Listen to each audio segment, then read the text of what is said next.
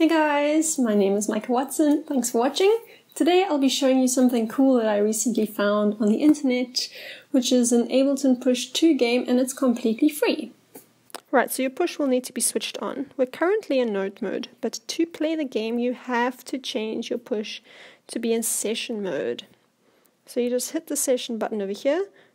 Those notes are essentially trying to emulate a keyboard, with your white keyboard keys being pink and your black keyboard keys being like purplish.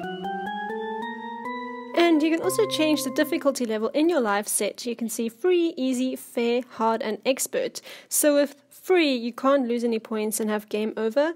But yeah, you can choose then between easy and the rest, and to change the difficulty you just have to activate the track like you see me doing there with a little blue square. So now if we want to start a game, we need to launch the scene of the song that we want to play.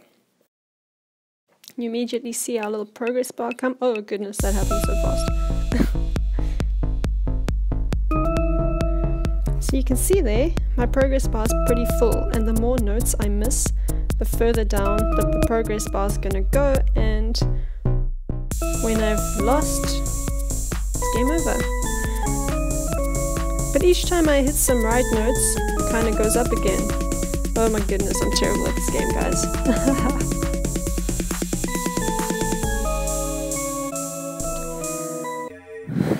Bummer. So that's humiliating. I really suggest you either play on free mode or easy mode. However, there is one song I found that I thought was quite easy to do, and that was Some Enchanted Evening, and that's because I know it. In fact, two good friends of mine danced to this song at their wedding as their first dance. You can see with a new song that you have a full progress bar again. So you can see as the white strip goes green, that's when you want to push the keyboard pad. So you don't want to wait for the note to essentially touch the keyboard pad that you're pushing. You want to hit the relevant keyboard pad when the white strip goes green.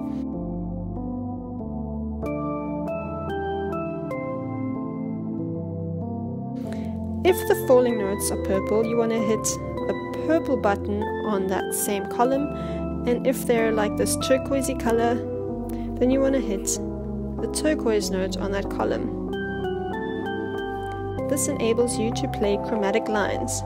Now when you're done with the song, just stop the scene, and I'm just going to change the difficulty here. It doesn't change the notes that you'll play, but it just changes how quickly you're likely to go game over, because your progress bars don't recover as quickly or not at all. Right, well if you want to play this yourself and you've got a push 2 and live 9 or 10, then just stay tuned, I'll walk you through the setup now. Right, so now that you know about the Push Hero game and how to play it, I'm going to show you how to set it up. Now this is the website you want to be going to, nathanjohnson.com/pushhero.html. Nathan Johnson is the developer and the brains behind Push Hero, and you can download it over here. We'll just click on it. It'll link you to this Ableton blog post about it, and then scroll to the bottom, download the free Push to Hero game, and you save the file. I've already saved it, so I'm going to hit cancel, but you should click OK and then choose your location. Right, now here's my Push to Hero project, and it comes with a whole bunch of files. The setup is all explained in this README, so I'm not going to show you anything that's not in here. If you're comfortable with just following these instructions and doing it yourself, then go ahead and do that, and I'll see you in the next video. But if you would like a walkthrough, then stay tuned. So you'll need this open somewhere. And this file over here you will not have. This is my file that I created after following these setup instructions. If you subscribe to my mailing list, I will send this out just in case you don't want to set it up yourself. But I still recommend that you go through these checks, because I have no idea how your computer will handle this file, and also you will need to make some changes on your audio MIDI settings even if you use this file. And even when you get this file emailed to you from me, you'll still need to go to Nathan Johnson's website and download Push Hero to get everything you need. So I'm going to open up the file that you should have, so that we're all on the same page. Alright, so this is what it should look like. Now, the first question you need to ask yourself is, are you PC or Mac? If you're PC, you're going to have to go to the README because I'm doing this on a Mac. You'll need to download and install MIDI yoke, which is a freely available program online. Or you need loop B1 if you're a 64-bit user. Once you've downloaded that, you need to open your push hero file, which is this one, and go to your MIDI sync tab and preferences, which you get from Command Comma. You'll just need to change these ports. Now we need to change these ports as well in a Mac, so I'm going to go into that shortly. If you're in a Mac, instead of downloading MIDI yoke or loop B1, you can actually go straight to your audio MIDI setup. So to get there, you'll have to open Applications, Utilities, and go to Audio MIDI Setup, or if you're kind of hacky like me, you just can put it in the search bar and it saves you a couple steps. Alright, so you've probably got this in front of you and not this window. Don't worry, it's fine. With whichever window selected that you got from your Audio MIDI Setup, you just need to make sure it says Audio MIDI Setup at the top. And then you need to go to Window over here. And then you need to go to Show MIDI Window or Show MIDI Studio if you've got Yosemite or an OS after that. Right, so this will give you this over here. And you need to open this IAC driver and make sure there is at least one bus. So I've got one bus over here. If you don't have a bus, you need to hit the plus sign over here and add another bus. I'm just going to delete that. On the bus that you just created, you need to make sure that this device is online is checked. So just like it looks here. Right, now you can close these guys. Now we need to go Command Comma, and then you need to go to your MIDI/sync tab, or if you're in Live 10, this link MIDI tab over here. And we want to set up these MIDI ports as follows. So you need an input IAC driver bus 1. You want track to be off, sync to be off, and remote to be on. If anything is different, you just click on it and it'll change. It is a bit laggy, like for me, I've already clicked and I'm still waiting for it to change. So just be a bit patient. Don't like go click 50 times because then in like 30 seconds it's going to go on, off, on, off, on, off. So just wait. Then on the output, you also need an IAC driver, bus 1.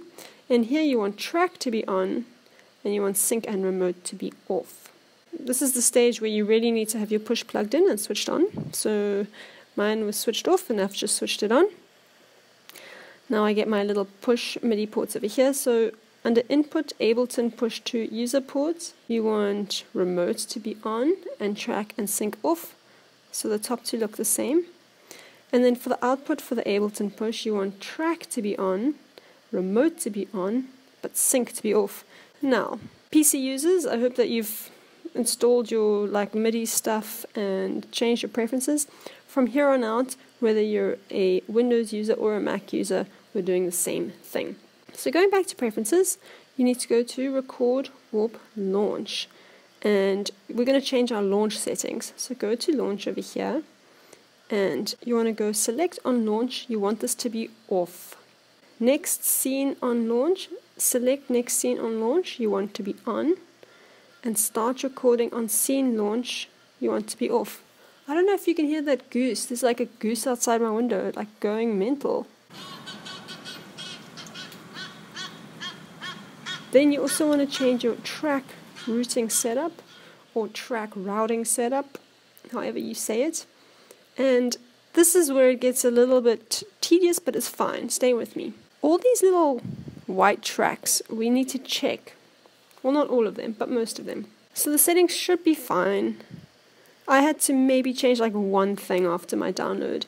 So in your list, we need to check that the collected difficulty setting is channel 5, that all one is channel 3, and so forth. So I'm just going to keep this as a reference at the bottom of the screen. Let's ungroup this just so that we can open up. Now you can see this track is called collected difficulty setting. Great, now we need this to be channel 5, which it is. Perfect. So we can move on. So we're going to all the white tracks. Luckily Nathan, for our ease of use, has made sure that the tracks we need to check are white. So it just helps with the color coding. Okay, all one we need to be channel 3. Now it's a bit too small, so let me open it up. Cool, channel 3, perfect. What else is there? router out. Cool, that's over here. Needs to be channel 4, perfect.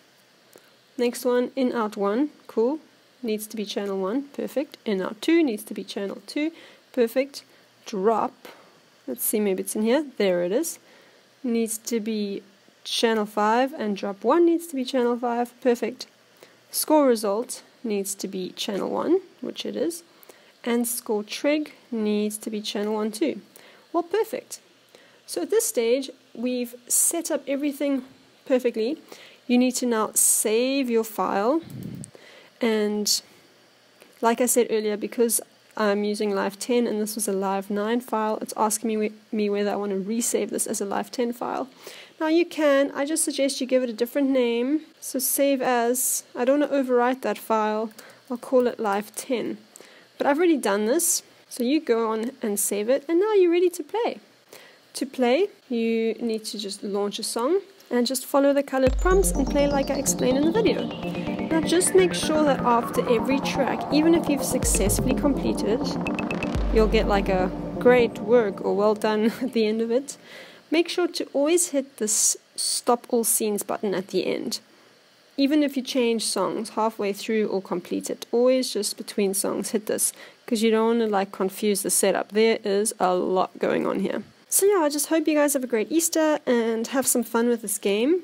I do have some suggestions for improvements, but I won't list them here because I'm sure you guys want to get playing, and the game is really fun, and I'm a huge fan of Guitar Hero, so I was quite excited when I found this. Anyway, thanks so much for watching. If you like content like this, please hit subscribe. I'll be back with some tutorials, tips and tricks soon, and a giveaway later this month. Stay safe. Hope to see you soon.